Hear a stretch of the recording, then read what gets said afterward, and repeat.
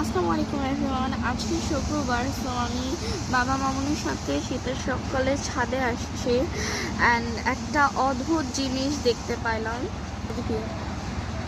So আমি সায়েন্সে পরভোজী উদ্ভিদ সম্পর্কে পড়ছি অ্যান্ড আজকে নিজের চোখে দেখলাম। এটা আমাদের রুফটপের পেয়ারা গাছ। তো এখানে দেখতেছি একটা পরভোজী উদ্ভিদ হয়েছে।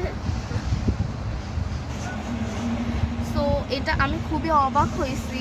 এটা কিন্তু পেয়ারা গাছের পাতা না, এটা মানে অন্য কোনো একটা গাছের পাতা, বাট পেয়ারা গাছের ডাল দিয়ে বের হয়েছে। আমি আপনাদেরকে জুম করে দেখাচ্ছি।